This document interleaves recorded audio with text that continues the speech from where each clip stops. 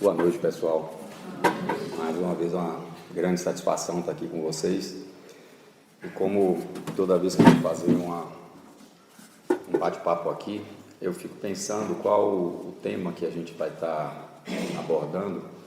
E dessa vez foram vários que passaram em minha cabeça, mas depois terminou um deles, até por conta de duas situações que estão acontecendo, uma especificamente comigo e a outra com todos nós, que é a proximidade do Dia dos Pais, né? Nós estamos chegando aí próximo do Dia dos Pais, apesar de ser dos pais, dos homens, mas a gente sabe que pais representa não só o pai, como a mãe também, né? E eu resolvi que o tema de hoje seria Nossos Filhos são Espíritos. Existe inclusive um livro que foi editado pelo Hermínio Miranda com esse título, acredito que alguns de vocês já devem ter lido, que é bem interessante.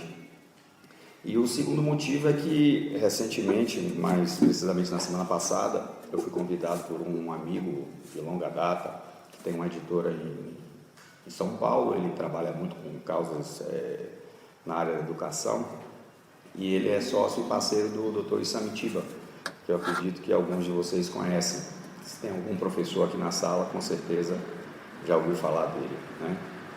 E ele me convidou para ser sócio dele num projeto nacional que está sendo lançado pelo professor Isamitiba, professor e doutor Isamitiba, que é Manual de Educação para os Alunos, para os filhos, tá? A gente sabe que, infelizmente, a educação está cada dia pior, né? A gente vê os meninos nas escolas que não respeitam os professores, os pais querendo cada vez mais passar a responsabilidade da educação para a escola, ou seja, terceirizar a educação, coisa que é inadmissível. A escola, ela tem a obrigação de dar informação, de ensinar ao aluno o conhecimento formal da escola, mas valores, a educação propriamente dita, obrigatoriamente deve ser dada pela família, pelos pais. E não digo nem somente família, mas precisamente os pais. Até mesmo os avós, principalmente talvez os avós, não devem se meter na educação dos filhos. Isso pode parecer até ruim, né? Os avós, que me perdoem, eu também sou avô, sou pai de 4 filhos e de 3 netos. Minha neta, inclusive, mais velha, ontem fez 9 anos. E a gente sabe que essa responsabilidade tem que ser dos filhos, ainda que eles não estejam preparados, como nenhum de nós está, né? Quando eu tive minha primeira filha, eu tinha 21 anos, apesar de já estar casado na época há 2 anos, me casei aos 19, e a gente sabe que a gente não está preparado para educar os filhos da maneira que a gente imagina que seria o correto, né? Nós temos uma tendência, principalmente as mães, de educar os filhos para viver a vida toda embaixo da saia dela. Essa é uma tendência terrível, porque transforma o filho ou a filha em eternos dependentes, em eternas crianças. E a gente sabe que a vida não é assim. A gente sabe que o mundo, ele cobra, e não é pouco. Por isso que existe um ditado que diz que a vida não é mãe, ela é madrasta, né? Até pela forma da madrasta de ser bem rígida, bem austera. E a gente sabe também que no passado a gente tinha, e alguns de nós que somos um pouquinho mais experientes, tivemos um pouco ou muito desse tipo de educação, uma educação muito rígida, né? Muito austera, onde talvez o medo fosse maior do que o respeito. A autoridade era exercida, ou melhor, não existia, era o medo que se impunha. E talvez até por conta disso, muitos daqueles que viveram nesse tipo de educação começaram a modificar a forma, e aí terminou havendo uma liberdade excessiva, uma mudança muito grande, e a gente sabe que nenhum dos dois extremos é saudável, que deve existir o caminho do meio, né? Um meio termo, como em tudo na vida deve existir. E a doutrina espírita, ela é muito precisa quando ela fala a respeito da responsabilidade dos pais, da importância da educação, da importância da família no papel do desenvolvimento daquele ser que reencarna. E, como eu disse antes, a maior parte de nós imagina que aquela criança, ela é nossa, que ela é, como a gente diz, nosso filho. Minha mãe, meu pai, nosso filho. A gente vê aí muito da posse, né, do ego se colocando no meio, e isso é totalmente natural. Na maior parte das vezes a gente não consegue nem imaginar nada diferente disso. E a gente não sabe que de nosso filho ele não tem nada, nem a parte moral, ele não herda nosso. A única coisa que os filhos herdam de nós é a parte genética material, e que é previamente planejada, acertada, para que ele tenha aquela condição necessária melhor para o seu desenvolvimento. E por isso nós somos premiados com aquele ser que está reencarnando. E naturalmente também pelos laços que geralmente, não como regra, nos unem de encarnações do passado, e que existe sempre algo a aprender ou a resgatar com aqueles que estão retornando dentro da nossa família. Antes da criança nascer, geralmente é feito um encontro, onde é estabelecido que aqueles pais e a própria criança vão se juntar naquela família, e, querendo ou não, de livre ou compulsoriamente, livre vontade ou compulsoriamente, é feito aquele projeto que é melhor para todas as partes. Se vai realmente resultar como melhor, só o destino é que vai definir o livre-arbítrio de todas as partes envolvidas, né?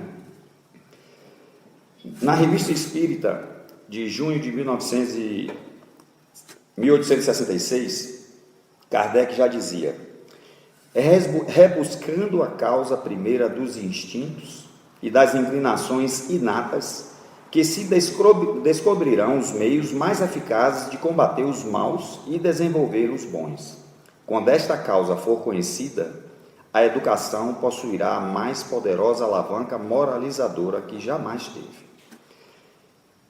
No Evangelho também, ele fala que a árvore, quando ela está nascendo, quando ela está germinando, é o melhor momento para que a gente possa dar o sentido, dar a direção àquele caule que está se formando, né? Se a gente deixar aquela árvore começar a se formar de maneira errada, o caule indo para uma posição, uma situação que a gente não quer, se a gente não tomar logo uma providência naquele início, depois fica cada vez mais difícil. E hoje a gente vê isso muito claramente, com os jovens, os adolescentes principalmente, respondendo aos pais, não tem o menor respeito. Mas isso tudo não é que eles sejam os vilões dessa história, não. Isso é apenas uma consequência absolutamente natural da educação que ele recebeu. O Dr. Isami, eu quando iniciei o estudo de alguns dos seus livros, de suas obras, que ele tem mais de 30 livros escritos, há alguns anos atrás, que eu sempre fui fã dele, em um deles ele diz que uma criança de 6 meses é um tirano. Isso talvez choque a alguns de vocês e imagine que isso é um absurdo, e não é. Uma das grandes coisas que o Dr. Isami tem é que ele mata a cobra e mostra o pau, ou seja, ele coloca toda a fundamentação científica. É uma pessoa que tem mais de 80 mil atendimentos com famílias, fez mais de 3.500 palestras nos últimos anos. Se você considerar uma palestra por dia, dá 10 anos sem feriado, sem sábado e domingo. É uma das maiores autoridades que existe hoje no Brasil e quiçá do mundo nessa área. E a toda a obra dele, que eu tenho conhecimento, está completamente alinhada com o que a doutrina espírita diz. Eu não sei se ele é ou se ele não é espírita, não sei qual é a crença dele, mas se você for avaliar, está completamente alinhada. Ele não alisa, e muitas mães certamente não gostarão de ter conhecimento de muita coisa que ele fala. Quando ele diz, por exemplo, que não sei se vocês sabem qual é o maior castigo que se pode dar a uma criança. Alguém aqui se arriscaria a me dizer? E eu não vou dizer castigo, que isso é uma palavra forte. Eu vou usar o que ele usa, consequência. Qual é a maior consequência que você pode dar a uma criança em função de alguma atitude, de alguma coisa que ela fez? É uma coisa tão simples e a gente não faz ideia. Deixar ela sozinha. Só isso. Deixar ela sozinha. Você vai ficar aqui no seu quarto sozinho. Você não precisa bater, não precisa fazer. Agora, claro, isso em idade inicial, né? Se ele estiver no quarto dele de castigo, com televisão, videogame, internet, isso não existe. Está fora de cogitação, aí já não é mais castigo. Isso não pode ser castigo. Mas a criança com 1, 2, 3, 4 anos, que ela é muito dependente, a pior consequência que pode se colocar ela é deixar ela sozinha. Só isso, pessoal. Eu estou citando aqui alguns exemplos, e a gente ainda vai citar outros, porque são coisas simples, que algumas chocam no primeiro momento, e outras surpreendem pela simplicidade, pela facilidade que é, e que a gente nunca imaginou isso. Mas acreditem, a criança detesta ficar sozinha. E um dos motivos, certamente, que o homem é um dos animais que tem uma necessidade tão grande dos pais, porque a gente sabe que o nosso cérebro, a nossa constituição física, como ela é mais, digamos assim, delicada do que os dos outros animais, de uma maneira geral, a gente precisa de um acompanhamento, de um cuidado, e o homem é um dos poucos animais que leva um tempo muito grande para poder começar a andar, começar a ter uma vida própria. E se ele não tiver os pais, ele não consegue sobreviver. Ao passo que a gente tem vários animais que nem bem nascem e já vão para a vida sozinhos, já conseguem se virar, né? Mas um deles é justamente esse, é colocar a criança totalmente dependente dos pais, porque aí, pessoal, fica um ambiente totalmente propício para que ela seja, entre aspas, moldada, para que ela seja conduzida naquela direção que se considera a mais apropriada para a sua evolução espiritual. E, por incrível que pareça, é justamente nessa fase que a gente peca, porque a criança está pequenininha, está muito pequena, desde quando ela crescer. Minha sogra mesmo, eu fico chateado, ficava, né? Hoje em dia mais não, quando ela dizia isso, não, isso é coisa da idade, 2 anos é coisa da idade, 5 anos é coisa da idade, 12 anos é coisa da idade. E eu dizia, ela aí, tá vendo você? E nesse momento é o momento que a gente tem para poder entrar em ação. Eu conheço pessoas que educaram os filhos de uma forma tal que a mãe principalmente está se acabando em casa, que hoje é muito difícil a gente ter empregado, né? Já está cada dia mais difícil, daqui uns dias não vai existir mais isso, a não ser, sei lá, faxineira, alguma coisa do tipo, e hoje já é comum no Brasil. Antigamente era nos Estados Unidos, né? Mas hoje já está chegando. Então, os pais, principalmente a mãe, né, que tem, geralmente fica no lar, ou tem a dupla ou tripla jornada, está lá cuidando da casa, e muitas vezes os filhos estão lá, de perna para cima, na internet, na televisão, e não estão nem aí. Por que isso? É culpa deles? A gente tem uma frase célebre que se aplica a muita coisa, e nesse caso também. A semeadura é livre, mas a colheita é obrigatória, não tem jeito. Então, se você não colocou o seu filho, desde pequenininho, para arrumar pelo menos a cama dele, ainda que você tenha 3, 4, 5 empregados dentro de casa, para poder fazer a arrumação dos brinquedos após ele terminar de brincar, as mínimas coisas que ele mesmo bagunça, isso é consequência, isso é responsabilidade, por mais que você tenha condição. Se você não coloca seu filho desde o início nesse ritmo, o que é que você espera dele? E depois vai ficar chateado, que não ajuda, que não faz, vai brigar. Não olhou para trás, nem pensa nisso. Pessoal, a gente tem que acordar. Eu estou vendo aqui muita gente jovem que provavelmente não tem, ou está com um filho novo. Não cometam esse desatino. A gente cria filho para a vida, é para o mundo. A família é uma preparação inicial, pessoal. É uma preparação do mesmo jeito que quando a gente nasce, a criança está assim super frágil, e ela tem os pais, aquele ambiente necessário para que ela possa se desenvolver e depois enfrentar o mundo. É a mesma coisa. Por que é que vocês acham que tanto adolescente está aí queimando gente na rua, se envolvendo com droga e fazendo tanto absurdo? Por acaso algum deles foi educado a lidar com o não, a lidar com os aspectos negativos que não atendem aos seus anseios?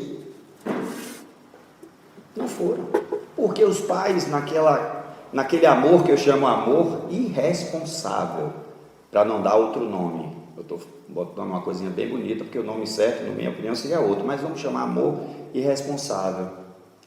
Não quer que o filho passe por sofrimento, quer privar o filho de determinadas coisas, e vai fazendo isso. Pessoal, a criança, inconscientemente, todos nós já passamos por isso, ela vem preparada para jogar com os pais. Inclusive, isso é uma palavra que é utilizada em psicologia, o jogo das crianças. Existem livros, inclusive, que tratam do assunto. As crianças jogam inconscientemente. O que é que vocês acham que é a birra? Se a primeira vez que a criança fizer uma birra, ela tiver uma consequência em cima daquela birra, e uma das coisas que o Dr. Samitiba muito fala é o seguinte: a gente não deve promover uma consequência ao filho que não tem absolutamente nada a ver com aquela causa, tá? Então, por exemplo, se você vai numa loja e seu filho fica ali enchendo, desculpa a expressão, o saco, para comprar um produto, para comprar alguma coisa, e você, peraí, depois a gente vê isso e tal, e ele enchendo, quer um, quer dois, e fica ali, e aí depois você termina comprando, porque se você não comprar, ele vai se jogar no chão, espernear, e você, não, peraí, vou lhe dar, calma e tal. Se, na primeira vez que acontecer isso, na hora que for fazer o pagamento das compras, você simplesmente tirar e não der, você não vai ganhar. Se o seu filho vai mal na escola, não cumpre as tarefas dele, e chega no fim de semana, ele tem franqueado, sair com os colegas, ir para cinema, dinheiro tudo fácil na mão, e outras coisas mais, qual é a consequência daquela atitude dele? A vida é assim. Eu quero ver aqui quem é empregado, quem trabalha, e quem não for, pior ainda, porque a gente acha que empregado é ruim, mas quem é dono de negócio é muito pior. E eu já vivi os dois e sei como é. Se a gente não fizer a nossa obrigação, o que é que acontece? Qual é a consequência? E se você não foi treinado dentro da sua casa com toda a proteção, com todo aquele ambiente para assumir as consequências, ainda que de forma mais amena, com amor, com diálogo, que é o que deve ter naturalmente, e a gente sabe que não é isso que tem, até pela falta de informação, de conhecimento, e é por isso até que existem vários livros e programas e projetos como esse que falei, que estão em andamento, estão iniciando nesse sentido, para formar as pessoas, pelo menos aquelas que tiverem acesso e que quiserem, né? Porque a própria doutrina fala sobre isso. A gente vai ver aqui, em outros pontos aqui, como a doutrina é totalmente a favor disso, talvez a gente não tivesse interpretado dessa forma. Mas ela é clara quando ela deixa específico ali que a gente não deve facilitar. Então, logo a criança demonstra aquelas características de personalidade que denotam o egoísmo, o orgulho, que é um dos maiores males da humanidade, a gente deve começar a trabalhar. Não é, está muito pequenininho, vamos deixar, ver quando ela crescer. Quando ela crescer está pior. Aí você já vai ser mais difícil. O momento propício é aquele. Se com 6 meses a criança já é um tirano, já domina o pai e a mãe, ainda mais hoje, que cada dia mais com essa escola que tem aí da educação, que eu chamo de responsável, porque dá liberdade para tudo, não pode se fazer nada, né? O que é que vai acontecer? Qual vai ser a consequência de tudo isso? Pessoal, para um pouco, pensa, é só pensar, raciocinar, refletir. Da mesma forma que a doutrina espírita é raciocínio, é lógica. Vamos refletir em cima disso.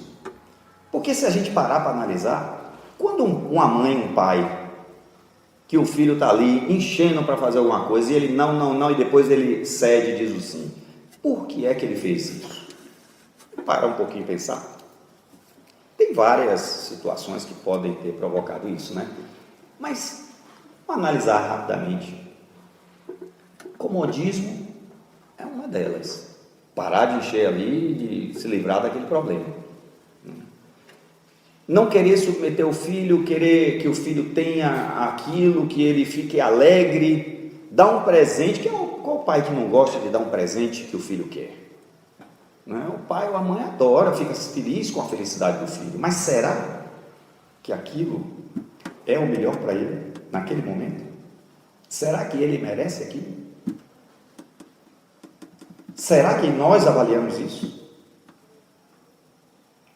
A prova de que não avalia, que não faz da forma certa, é o que está ali. Quando nós viemos para Varginha, nós morávamos em Três Corações. Minhas filhas estudavam na Unicor. E a mais velha, na época, estava entrando no 2º ano e a gente estava querendo uma escola melhor para que ela pudesse prestar vestibular e tudo. E terminamos decidindo trazê-las para Varginha, para a escola. Inicialmente a gente não iria se mudar, ia só trazê-las para cá. Mas a disciplina na escola estava tão deficiente que a gente resolveu realmente tirar, inclusive não só a mais velha, mas a outra, a menor também, que na época estava no 4º, 5º ano, não me recordo.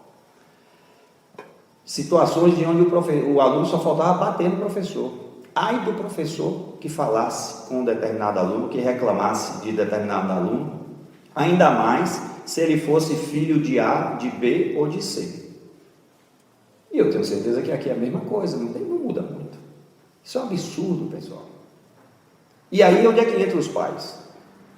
O filho chega em casa, conta a história dele, e o que é que os pais fazem? Acreditam. Por mais confiança que você tenha nos seus filhos, você tem a obrigação de checar. Seu filho está em formação. Casa, família não é democracia, pessoal. Se democracia fosse bom, além do aspecto político, não tinha uma empresa que não fosse democracia. Vocês conhecem alguma empresa, algum negócio que seja democracia? Isso não existe. Imaginem vocês pegar uma empresa e estabelecer hoje, vamos pegar uma Total lá da vida e dizer, a partir de hoje é democracia. O que é que ia acontecer com aquela empresa? Não dava um mês. Por quê? Porque quem está ali na maioria não tem condição de decidir. Os filhos numa família são a maioria. Você tem o pai, a mãe, 2, 3, 4 filhos, eventualmente, né? Que hoje em dia a família é só de um, mas não é votação. A criança não tem condição de decidir. Ela está em formação. Tem que haver autoridade. O pai, quando disser que vai fazer, ele tem que fazer. E esse é outro problema. Os pais, eu vou fazer. E a criança fala 1, 2, 3, 10, 15 vezes, na 15ª o pai está indo na cedendo. Errou 14 vezes, porque na 15ª ele cometeu o maior erro, né? Cedeu. Então, pessoal, Vamos parar um pouquinho e refletir sobre isso, que a coisa é realmente séria e isso compromete o futuro da humanidade. Não é brincadeira não, isso compromete o futuro da humanidade. A gente precisa de educar pessoas que sejam cidadãos do mundo, principalmente nesse momento que a gente está vivendo essa crise mundial, essa crise econômica, essa crise ecológica. O que é que a gente vai deixar para os nossos filhos? Se eles não tiverem um mínimo de condições de sobreviver a isso aí, pessoal, vocês não fazem ideia do índice da taxa de suicídio dos adolescentes no mundo, não é aqui não, no mundo. É uma das maiores. Por que isso? As crianças simplesmente não sabem lidar com a contrariedade, não sabem lidar com as limitações, não tem limite. Os pais não dão limite. E aí? Como é que fica a situação? Com a nossa responsabilidade de pais, que estamos recebendo aquele ser que está reencarnando, nós temos a obrigação de dar um caminho, de dar uma educação àquele ser, que não é mais novo do que a gente, que esse também é outro erro. A gente acha que a criança ela é indefesa, que ela é um ser que está ali iniciando. Nada disso. Muitas vezes ele é bem mais velho do que a gente. Muitas vezes ele já foi nosso pai, nossa mãe. Eu, pessoalmente, na minha família, minha esposa atual, que eu sou casado por 2 vezes, e 2 dos meus filhos, já foram meus filhos e minha mulher em outra encarnação. Mas pode ser que um deles também tenha sido meu pai, minha mãe, assim como vocês. Eu tive a condição de ter essa informação, pelo menos de alguns deles. Mas isso muda, pessoal. Aquela criança não é um ser indefeso, sem conhecimento, não. Ele pode não estar consciente, mas ele traz no seu íntimo, geralmente, um conhecimento milenar. E muitas vezes, muito mais antigo do que o de vocês, do que o nosso. Uma de minhas filhas mesmo é um espírito muito antigo. Muito mesmo. E a gente não sabe o que é que tem aí por trás.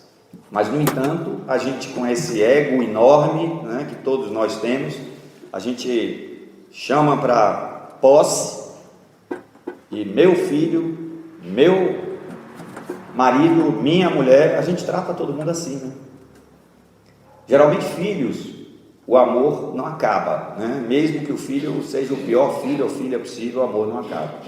Mas essa questão, outro ponto que a gente tem que procurar refletir é sobre o amor. E se eu chegar para vocês e disser que a gente não sabe o que é amor, vocês também vão ficar chocados. E eu dou uma prova bem simples aqui. O amor que mais se aproxima do que seria o amor verdadeiro é o amor de mãe, né? E eu diria até de pai. Mas é assim muito distante, anos-luz de distância do amor verdadeiro. Mas uma situação bem simples para a gente entender essa questão do amor, e que muitos de nós se colocam nessa situação e vai ver logo que o que eu estou falando tem realmente sentido. Nós que somos casados, vai que a nossa esposa ou o nosso marido nos traia, que tem um amante na rua, e até antes de descobrir, você o amava ou a amava profundamente. O que é que vai acontecer a partir daquele momento? Se for uma daquelas pessoas que não aceita, não vai aceitar uma reconciliação numa situação dessa, que antigamente era muito comum, hoje em dia praticamente é muito difícil encontrar quem aceite isso, né? Mas vamos dizer que aconteça isso. Vamos, como diz os americanos, calçar esses sapatos. Para onde é que vai o amor que a gente tinha? E isso é amor? Se fosse, vamos dizer que se fosse um amor verdadeiro, eu mesmo não tenho nem condição de saber o que aconteceria se fosse um amor verdadeiro, mas a gente pode imaginar, né? O mínimo que eu acho que poderia acontecer é o seguinte: bom, se é melhor para você, se você realmente vai ser mais feliz, siga seu caminho, eu vou lhe dar todo apoio, vamos continuar amigos, vamos continuar felizes, mesmo que distante. Mas se esse é o melhor para você, siga seu caminho sem ressentimento, sem mágoa, sem choro, sem chilique, sem nada. Vocês concordam comigo? Eu estou falando com a besteira aqui. Se fosse o amor verdadeiro. Por quê, pessoal? Porque o amor verdadeiro, o que ele quer? A felicidade do outro. É ou não é? Mas nós queremos a felicidade do outro se o outro não estiver conosco? Se não estiver sob o nosso jugo ali?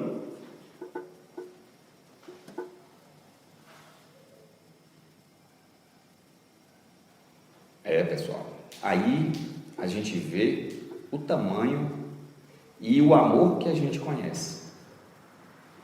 Vai um pai e uma mãe que tem uma atitude conosco que a gente considere inaceitável, principalmente se for alguma coisa envolvendo questões de herança, né? Alguma coisa do tipo, cortam-se as relações facilmente. Não se fala mais, não quer nem mais ver. De ambas as partes. Isso é amor. Então, tudo isso, por tudo isso a gente vê como a gente está distante de toda aquela realidade que se espera de uma família. Mas nós estamos vivendo nesse momento atual. E é para isso que nós estamos aqui trocando informações, compartilhando essas informações, para que a gente possa evoluir, para que a gente possa crescer, né? Afinal de contas, se a gente tivesse já evoluído, nós não estaríamos aqui. Porque quem está aqui, né, nós somos os chamados trabalhadores da última hora, né? Ou seja, ficamos para trás. Se a gente estivesse um pouquinho mais na frente, a gente já estava em outros locais, em outros mundos aí, quem sabe, né? Mas a gente está para trás porque a gente não deve ter sido boa coisa no passado. Então agora a gente tem que colher o que a gente plantou. E quanto mais a gente procurar refletir, quanto mais a gente procurar pensar nessas coisas, mais a gente vai avançar. Agora, se a gente simplesmente não quer nem saber e escolhe o caminho mais fácil, ele vai se tornar muito mais difícil na frente. Porque hoje é muito difícil você ver uma família que não tenha pelo menos um dos filhos envolvido com drogas, quando não existe isso e outras coisas mais. A questão do sexo é outro problema. Hoje em dia está tão banalizado que crianças fazendo verdadeiras orgias e os pais, se sabem, fazem de conta que não sabem. A questão do álcool, há uns 6, 7 anos atrás, logo quando a gente se mudou para cá, a minha filha mais nova, na época eu acho que ela estava, não, 6, 7 anos não, tinha uns 4 anos atrás, tinha 14 anos, foi para uma festinha. Quando chegou lá na festinha, tinha ponche liberado para as crianças. Acredito que muito para vocês, muitos de vocês aqui, isso deve ser normal. Para mim não é. Eu não acho isso normal. Mas infelizmente hoje, meninos de 13, 14 anos ou menos bebem. Ontem mesmo eu estava com uns amigos realizando um trabalho espiritual e um deles disse que o primeiro porre que ele tomou foi aos 12 anos.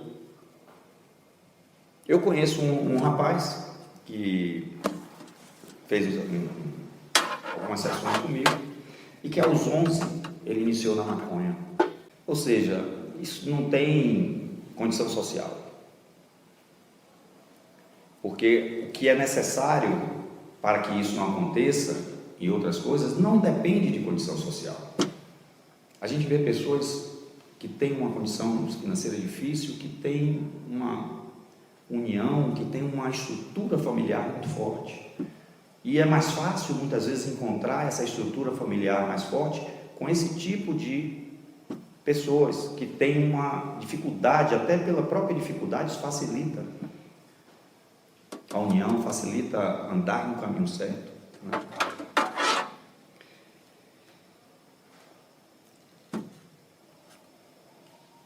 Os espíritos deixam bem claros, como a gente já falou, que os menores sinais revelam germes dos vícios. dos vícios anteriores, porque aquele espírito que está reencarnando, como eu disse, ele é milenar, ele não está ali iniciando uma vida, não. Ele é muitas vezes, como eu disse, também mais antigo do que a gente. E a gente deve se dedicar para combatê-los antes que lancem raízes. Não vos espanteis mais tarde com a ingratidão. Esse é outro assunto interessante, né? A gente vê pessoas que estão em idades mais avançadas e os filhos simplesmente colocando as pessoas no asilo. E olhe, pessoas que têm condição. A gente vê pais, mães, já com problemas de saúde, que isso é hoje em dia muito comum, né? Cada dia mais comum, em função de outras circunstâncias, que não é o caso aqui agora a gente falar, mas, e os filhos não dão a mínima. E se você olhar para trás, não é regra, claro, mas muito provavelmente, aquela mãe ou aquele pai fez a mesma coisa com seu pai e os filhos viram isso. E a gente sabe que uma das formas mais importantes e mais eficientes da educação é através do exemplo. Exemplo.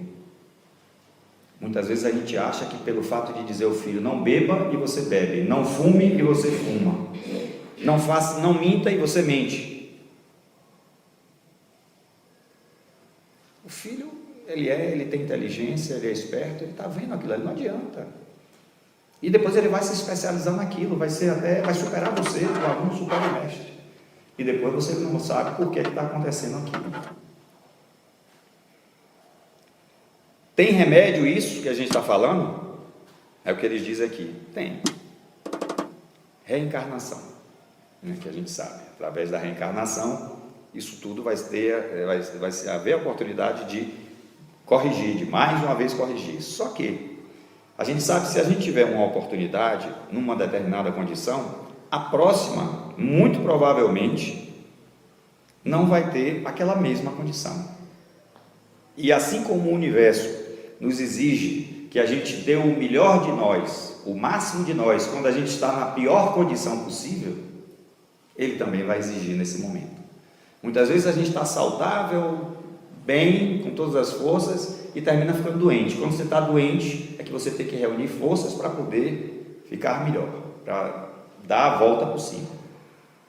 Quando você está numa escola, não estudou quando devia, quando você vai para a segunda época, que hoje em dia não é mais segunda época, né? Isso é da nossa época, né, Fred? Agora é a segunda chamada e tal, tem vários outros nomes, tem que estudar tudo que não foi estudado em 2, 3 dias, é muito pior, né? Aqui a nossa forma de educação, ela é muito deficiente em vários aspectos. Eu, há cerca de 24 anos atrás, eu tive a oportunidade pela primeira vez de morar fora do país.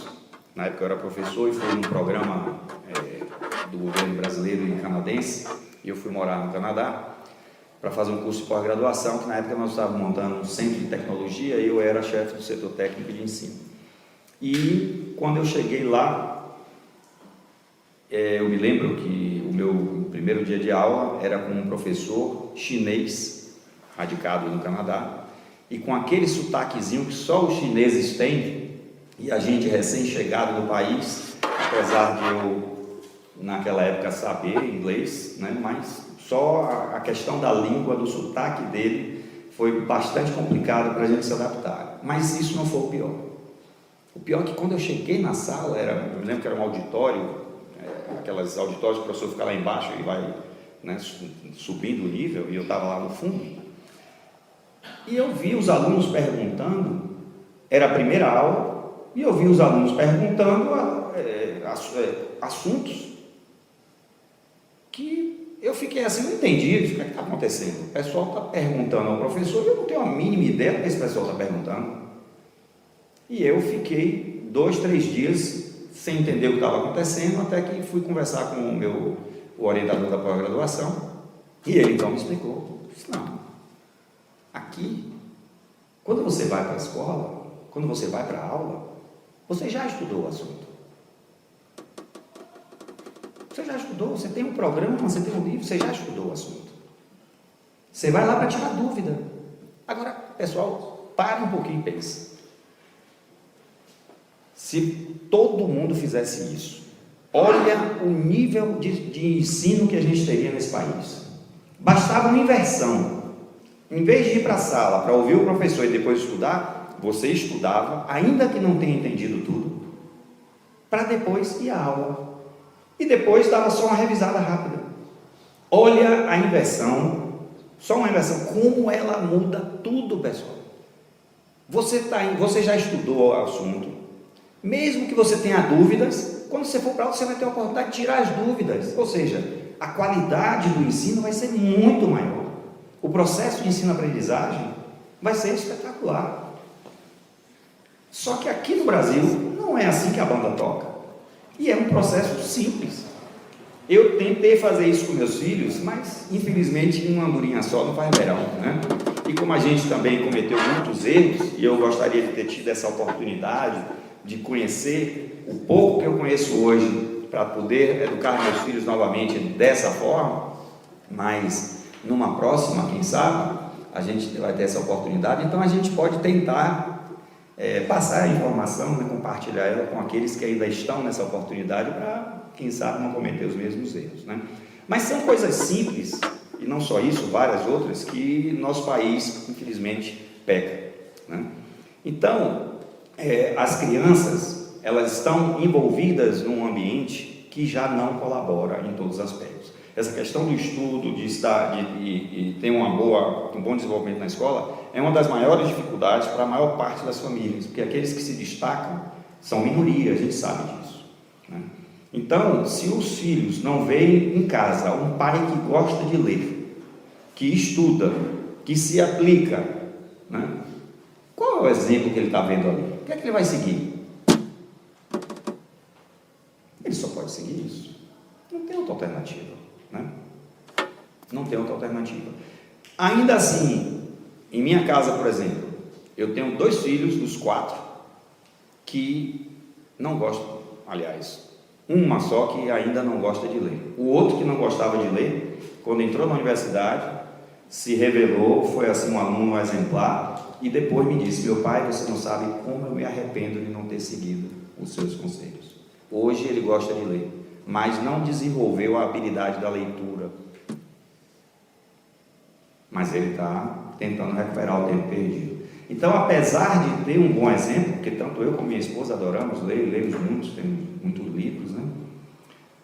Mas você tem filhos que não têm aquela afinidade. Agora, se nós não gostássemos dos 4, todos os 4 certamente não gostariam. Até os 2 que gostam, não gostariam ou teriam uma tendência maior a não gostar. Então, pessoal, uma coisa que a gente tem que ter muito claro na nossa mente: uma das formas mais importantes de educar é através do exemplo. Do exemplo. Se a gente não der o exemplo correto, a criança que recebemos hoje é o espírito que retorna às lides da terra para a nova etapa evolutiva, trazendo imensa bagagem de seu passado milenar. Olha o que a gente falou.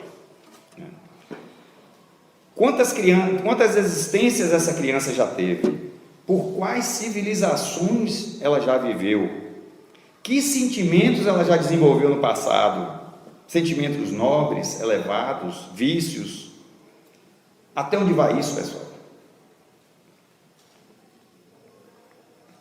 O lar, de acordo com as necessidades de cada espírito, para confirmar suas virtudes e livrar-se dos vícios. Agora, voltando ao que a gente falou, olha isso aqui: lar, de acordo com as necessidades de cada espírito, para confirmar suas virtudes e livrar-se dos vícios. Como a gente trabalha com regressão de vidas passadas, que é o que o pessoal conhece mais, né? Apesar que é regressão terapêutica, psicoterapia reencarnacionista, a gente vive muito isso no dia a dia. E todos nós temos um passado que nos traz uma série de consequências nos dias de hoje. E vícios, tendências, Todos nós temos, e muitas delas nós temos consciência disso, talvez não tenhamos nos parado para perceber isso, mas se a gente parar para fazer um exame de consciência, a gente vai ver nossas tendências, aquelas que a gente esconde, que a gente suprime, que a gente faz de tudo para poder não deixar aparecer, e outras tantas que aparecem, né, nos vícios. Quando a gente reencarna que é criança, o que é que vai acontecer com essas tendências? Elas vão estar suprimidas, escondidas? Não, pessoal. A gente está como criança, nosso espírito ainda nem se integrou completamente à nossa matéria, a gente está com a mente ali muito solta, e elas vão se revelar. Não sou eu que disse, não, está escrito aqui, eu falei antes, mas agora vocês veem aqui o que a doutrina diz sobre isso. Elas vão se revelar, e aí é que entra uma grande responsabilidade dos pais. Na hora que os pais não têm obrigação de saber quem é aquele espírito que está reencarnando de maneira consciente, não tem, mas tem que estar atentos, e principalmente conscientes da responsabilidade de pais, de dar um futuro, botar aquele espírito no trilho. Então, se ele está vendo ali o egoísmo se manifestando, o orgulho, né, o ódio e por aí vai, a inveja e outros mais, qual é a obrigação deles, dos dois pais? É de atuar em cima disso, não é em achar que depois melhora. Tem muita gente aqui já é casada, e tem um outro ditado que diz o seguinte: está namorando, depois que casar melhora. Alguém conhece isso aqui? Porque se você estiver namorando e o negócio estiver pegando, tenha certeza, depois vai ficar pior, não é não, pessoal? E eu que já passei por dois, posso falar disso de cátedra. O primeiro foram mais de 15 anos, o segundo está com mais de 19 já. Então a gente conhece isso também. Não melhora não, pessoal, depois vai piorar, e se a gente não estiver atento a isso, nós vamos ter que prestar contas disso depois.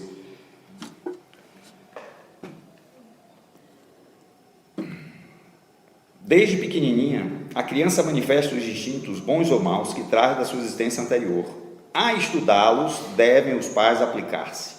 Vocês estão entendendo que eu estou colocando primeiro a informação e fazendo depois o que ele diz? Eu estou fazendo naquela técnica que eu disse a vocês. Primeiro a gente estuda, depois a gente coloca, né? Todos os males se originam do egoísmo e do orgulho.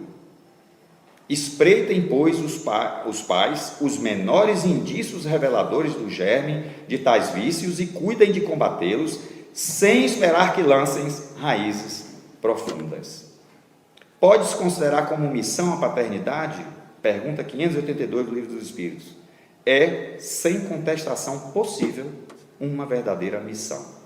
É ao mesmo tempo grandíssimo dever e que envolve mais do que pensa o homem a sua responsabilidade quanto ao futuro. Deus colocou o filho sob a tutela dos pais, a fim de que estes o dirijam pela senda do bem, e lhes facilitou a tarefa, dando àquele uma organização débil e delicada, que o torna propício a todas as impressões. Olha o que a gente falou. A criança, ela vem ali no ponto, na medida certa, pessoal, para você colocar ela na linha. E o que é que a gente faz? Alimenta, reforça, estimula tudo aquilo que a gente deveria fazer o contrário. Infelizmente, a maior parte das famílias age dessa forma. Infelizmente. E muitas vezes um dos dois quer fazer diferente, mas o outro não quer, e aí a coisa complica. Uma outra coisa que é importantíssima é os pais estarem alinhados, ainda que no erro. Ainda que no erro, isso é importante. Se um pai disser uma coisa que a mãe não concorde ou vice-versa, e que o pai ou a mãe esteja errado, o outro não pode, não deve ir contra na frente do filho. Tem que, pode não apoiar, mas não diga nada contra. Depois, na intimidade das quatro paredes, pode quebrar o pau, mas naquele momento não faça isso, porque senão você inicia ali um processo que vai gerar frutos muito difíceis de serem colhidos. E esse é também outro dos erros muito comuns. A mãe ou o pai, um quer ser o bonzinho, quer ser o bacana, quer puxar o filho ou a filha para ficar do lado dele e faz isso aí, para que o outro então fica de ruim na história. Termina que aquilo vai ter consequências. Como tudo na vida, a gente sabe o que, pessoal? Uma das leis maiores, o universo é o que? Ação e reação, causa e efeito. Não tem para onde correr. O efeito pode até demorar, mas ele vai chegar, pessoal. Ele vai chegar. Isso é a lei do karma. E todos nós, querendo ou não, estamos sujeitos a isso em todos os aspectos da nossa vida, principalmente com relação a nossos filhos, a nossa família.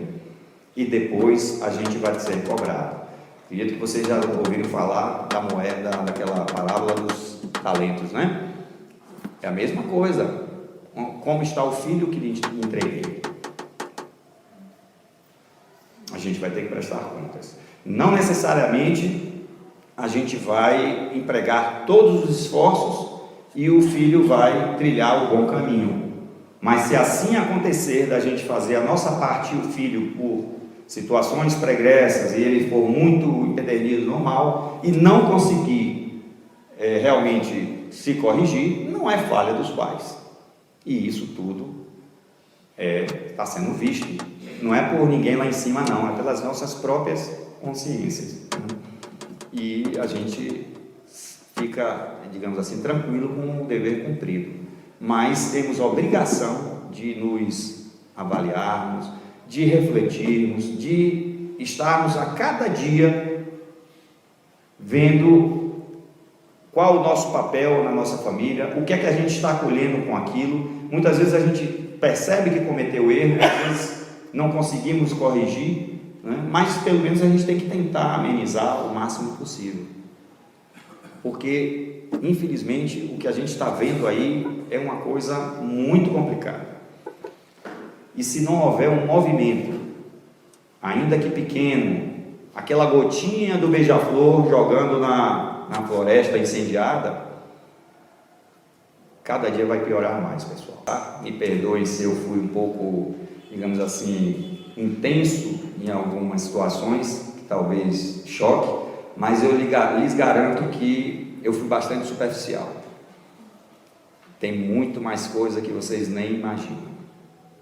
E muitas delas, como eu disse no início, simplíssimas, que a gente nem passa pela cabeça, que a gente pode fazer, que deve fazer, e a gente nem tem conhecimento disso, infelizmente. Mas é para isso que existe aí todo esse aparato, né, principalmente a internet e outros mais, televisão, enfim, que a gente pode estar procurando aprender, procurando evoluir e cumprindo pelo menos um daqueles dois aspectos dos pilares da evolução do espírito, né, que é a parte intelectual e a parte moral, naturalmente, também, né, mas o conhecimento é fundamental. Ok, pessoal? Obrigado, então.